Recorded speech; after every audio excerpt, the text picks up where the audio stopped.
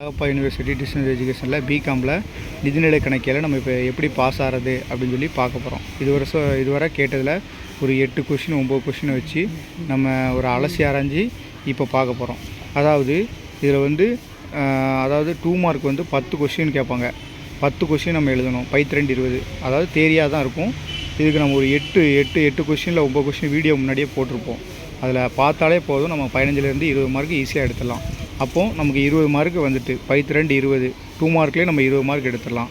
அதே மாதிரி பிக் கொஸ்டினில் ஒரு தேரி கண்டிப்பாக கேட்பாங்க. அதாவது 5 கொஷின் கொடுத்து 3 கொஷின் எழுத சொல்லுவாங்க. சரியா? பைத் 3 30 மார்க்கு பிக் கொஸ்டின் இருக்கும். அதில் கண்டிப்பாக 5ல் ஒரு தேரி இருக்கும். சரியா? ஒரு தேரி நம்ம ஒரு 15 கொஸ்டின் போட்டிருக்கோம். அந்த 15 கொஸ்டின்லேயே கண்டிப்பாக ரிப்பீட்டடாக கேட்டுட்ருக்காங்க. அதில் கண்டிப்பாக ஒரு தேரி இருக்கும். அப்போது பைத் 2 20 2 மார்க்கில் ஒரு 20, அந்த பிக் கொஸ்டினில் ஒரு 10 மார்க் ஈஸியாக எடுத்தலாம். இதுவே 30 மார்க் ஆச்சு. அப்போது 5 மார்க்லேயும் இப்போ நம்ம 2 மார்க்லேயும் பார்த்தாச்சு, 10 மார்க்லேயும் பார்த்தாச்சு. இப்போ 5 மார்க் மட்டும் பார்க்க போகிறோம். 5 மார்க்கில் என்னென்னா ஒரு 3 தேரி கேட்பாங்க. அதுக்கும் நம்ம ஒரு 40 கொஸ்டின் போட்டிருக்கோம். அதில் நம்ம பார்த்தாலே அதில் ஒரு 15 மார்க் எடுத்துடலாம்.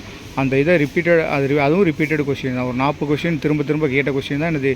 நல்லா பார்த்தா அதில் ஒரு 25 கொஸ்டின் 20 கொஸ்டின் தான் என்னது திரும்ப வராத கொஸ்டினாக இருக்கும். மற்ற 15 கொஸ்டின் ரிப்பீட்டட் கொஸ்டின் தான். அது பார்த்தா ஒரு 15 மார்க் எடுத்துடலாம். அப்போ எவ்வளோ ஆச்சு?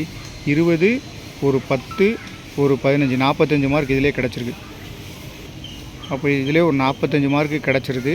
அது போக நம்ம ஒரு வீடியோ குறிப்பேடுன்னு போட்டிருக்கோம். குறிப்பேடில் ஈஸியாக என்ன பண்ணிடலாம், ஒரு 5 மார்க் ஈஸியாக எடுத்துடலாம். அந்த பேசிக் வீடியோ போட்டிருக்கோம்.